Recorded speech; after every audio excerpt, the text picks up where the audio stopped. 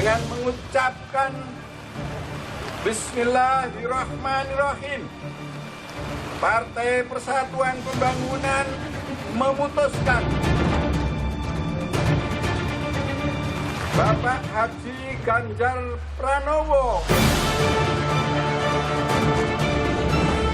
Kita harus rukun, ya. Kita harus kompak, bisa kerjasama demi negara.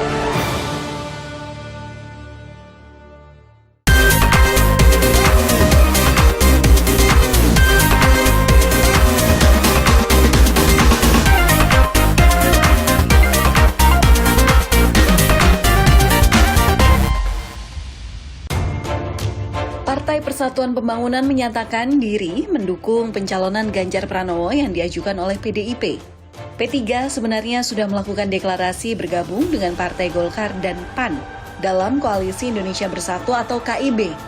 Bahkan pelaksana tugas Ketua Umum P3 Muhammad Mardiono mengajak anggota KIB untuk ikut mendukung Ganjar. Dengan mengucapkan Bismillahirrahmanirrahim. Partai Persatuan Pembangunan memutuskan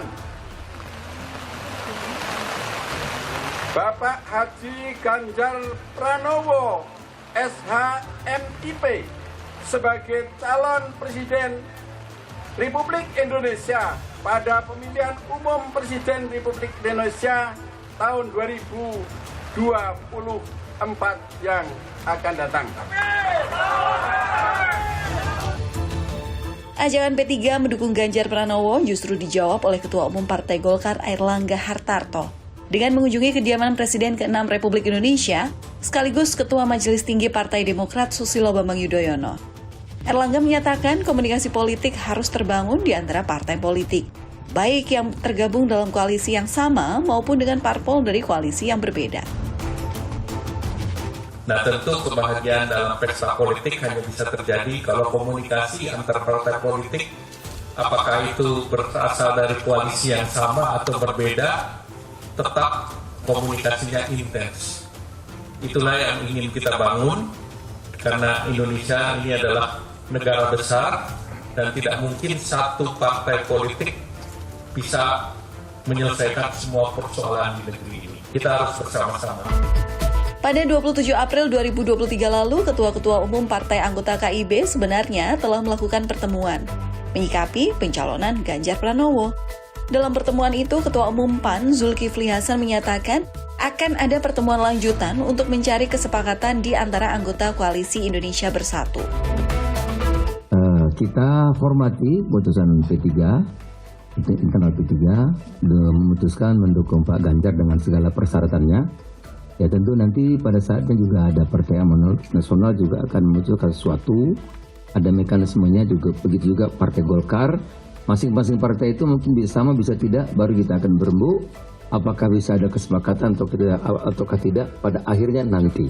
Masih panjang perjalanannya.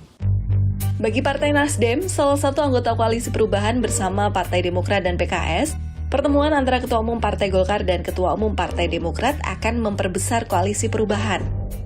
Ya, jadi pertama-tama saya ingin mengatakan bahwa silaturahmi antar pimpinan politik itu sebuah keniscayaan.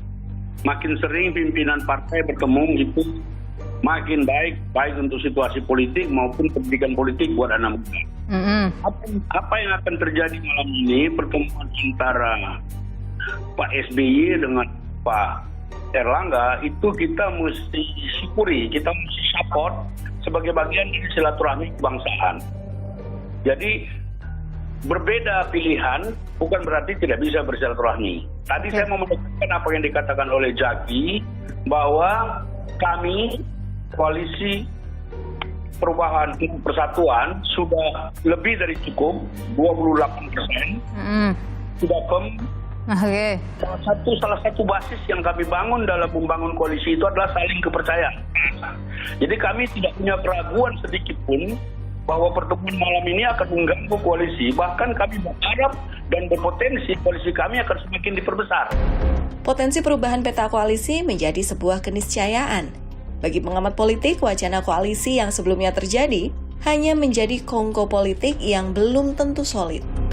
Iya, yang pertama dari apa yang kita lihat dalam beberapa waktu terakhir memperlihatkan misalnya pengumuman P3 secara sendiri terhadap nama Ganjar, lalu kemudian intensnya pertemuan Pak Erlangga misalnya dengan Pak Prabowo, bahkan di beberapa postingan akun resmi Golkar itu sudah muncul postingan mengenai Prabowo Erlangga. Lalu kemudian bahkan sekarang bertemu Erlangga dengan Pak SBY. Pertama, ini menunjukkan bahwa koalisi-koalisi yang kemarin diklaim bisa kemudian menjadi koalisi permanen Pilpres, itu menurut saya hanya sebatas kongko politik. Kegamangan partai politik untuk membangun koalisi menjelang pemilu 2024 memang diganggu oleh elektabilitas para bakal calon presiden dan tentunya bakal calon wakil presidennya. Paling tidak, 6 partai politik telah memiliki bakal capres dengan elektabilitas teratas. Partai Gerindra bersama PKB menjagokan Prabowo Subianto. Partai Nasdem, PKS, dan Partai Demokrat mengajukan nama Anies Baswedan sebagai bakal capres mereka. Sementara PDIP mengajukan sendiri calon mereka dan memilih Ganjar Pranowo sebagai bakal capresnya. Koalisi Indonesia Bersatu yang merupakan gabungan Partai Golkar, Partai Amanat Nasional, dan Partai Persatuan Pembangunan malah tidak kompak dalam menentukan bakal capres yang mereka dukung. Partai Golkar menegaskan dukungan P3 untuk Ganjar tidak membuat KIB bubar. Nanti malam sekalian deklarasi. Katanya diundur ya, Pak? Nanti malam jam 8:30. Sekalian deklarasi. Kenapa? Kan kita bukan model deklarasi. Berarti akan Pak Prabowo ikut juga ya? Enggak, Pak Prabowo. Pak, ini bukan pembubaran tapi Pak. P3 ke Ganjar terus gimana tuh, Pak? Golkar gimana, Pak? P3 kan baru memutuskan. Kalau Golkar kan udah lama melalui Munas. Bubar nggak nih kalau kayak gitu, Pak? Karena nanti ketemu maka tidak bubar. Pelaksana tugas Ketua Umum Partai Persatuan Pembangunan Muhammad Mardiono menegaskan, Koalisi Indonesia Bersatu masih solid. P3 hanya melakukan kerjasama politik dengan PDIP. Dan KIB tidak dinyatakan bubar, tidak, tetapi justru saya punya tugas masing-masing partai politik, termasuk saya sebagai Ketua Umum Partai Persatuan Pembangunan mengajak KIB untuk bersama dengan pilihannya sama dengan P3.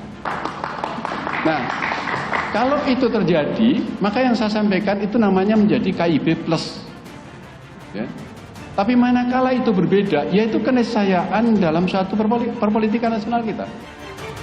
Parpol-parpol pendukung pemerintah kemudian melakukan pertemuan dengan Presiden Joko Widodo pada 2 April 2023 lalu. Setelah pertemuan, Ketua Umum Partai Golkar, Partai Gerindra, dan Partai Persatuan Pembangunan satu suara soal pertemuan itu. Topik pembicaraan adalah pencapaian pembangunan dan tantangan ekonomi dunia mendatang. Prabowo Subianto menambahkan, pesan umum Presiden bahwa menghadapi pemilu mendatang, parpol harus rukun. Hampir nggak ada. Secara praktis tidak tapi titipan besar bahwa kita harus rukun, kita harus kompak, bisa kerjasama demi negara. Intinya itu, demi bangsa dan negara. Saya kira itu ya. Pemilihan umum adalah cara demokrasi memilih pemimpin dan wakil rakyat terbaik. Partai politik bertanggung jawab atas usaha untuk mengajukan bakal capres dan bakal cawapres yang mampu memimpin negeri ini berlari mencapai kemajuan. Parpol bertanggung jawab mengajukan calon pemimpin yang tegak lurus pada kejujuran dan kebaikan bagi seluruh rakyat Indonesia.